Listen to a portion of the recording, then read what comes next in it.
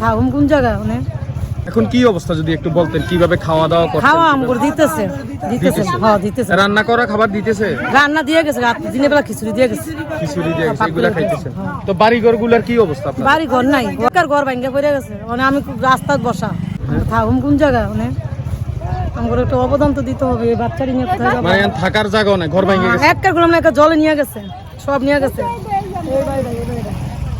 এই যে বাচ্চা নিয়ে অনেক, আমার এমন ছেলেও নাই আর স্বামীও নাই, এই বাচ্চাটি নিয়ে কোথায় যাবো এখন আমি?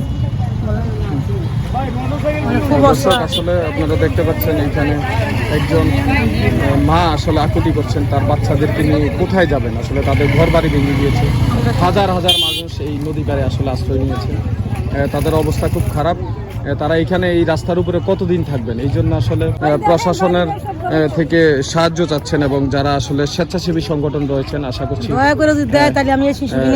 বাচ্চাদেরকে নিয়ে আসলে তারা ঠাই গোজার সুযোগ পাবেন। এখন তো তারা সম্পূর্ণ রাস্তার উপর, আপনারা দেখতে পাচ্ছেন পাশেই কিন্তু গুমতি নদী দেখতে পাচ্ছেন। এই রাস্তার উপর আইলে তারা আশ্রয় নিয়েছে। আমরা গর্দ ওই ছায়া যায় ভাঙ্গা বইরে রইছি।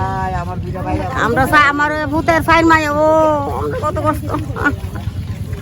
কেউ আসছেনি সাইডে আপনারা সাহায্য ওই কান আমার এই নাতিন বোন সব আমার ভূত, ওই ভূত আদা পুরা ভূতের সাইড দি সাইডটা দি ভূতের ওই যায় ভূত নাই।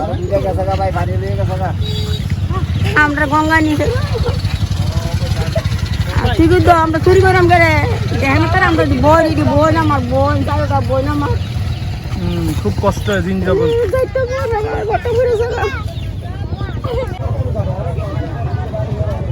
দিদি কি অবস্থা? কি অবস্থা, এই যে দেখেন না ভাঙন ধরছে। আমরা তো শুধু পরনের কাপড় পরে এই কোন রকমে জীবন বাঁচাইছি আর কি। আপনারা ঘর বাড়ি কি ভেঙে গেছে? ঘর বাড়ি মাটির ঘর আসছিল, দুইটা মাটির ঘর করে গেছে। আমরা মতো দুর্দশা কেটে আছে, ঘর বাড়ি সব পড়ে গেছে গা। এমন রোদের মধ্যে বসে রয়েছি, মাটির ঘর পড়ে গেছে শেষ। গতে কিছু বাড়ি করতে পারছি না, এমনি আইয়া বই দিছি দেখেন না সাই শীতকালে। আমার ভাই 4টা মেয়েতে ভিড়ে গেছে গা, পানি লেগে গেছে গা। তারা দুর্বিষহ জীবনযাপন করছে, দেখতে পেয়েছি। আসলে গুমতি নদীর বুরবুরিয়া বাঁধ ভাঙ্গার কারণে আসলে তারা খুব কষ্টের মধ্যে আছেন। তারা সবাই আসলে আইলে এসে আশ্রয় নিয়েছেন। অনেক মানুষ, হাজার হাজার মানুষ গরু ছাগল হাঁস মুরগি নিয়ে তারা আসলে সবাই আইলের মধ্যে অবস্থান করছেন, দুর্বিষহ জীবনযাপন করছেন। আসলে এগুলো দেখে আসলে চোখের পানি ধরে রাখা যায় না। যারা বিত্তশালী রয়েছেন এবং বিভিন্ন জেলা উপজেলার ভাইরা রয়েছেন, তাদেরকে অনুরোধ করছি আসলে কুমিল্লার দিকে এসে একটু সাহায্য সহযোগিতার হাত বাড়িয়ে দেওয়ার জন্য। আমি আসলে যতটুকুই দেখেছি এই রাস্তাটি দিয়ে, আসলে কুমিল্লা থেকে শুরু করে যতটুকু অংশ এসেছি, আসলে হাজার হাজার মানুষ রাস্তার উপরে আশ্রয় নিয়েছে।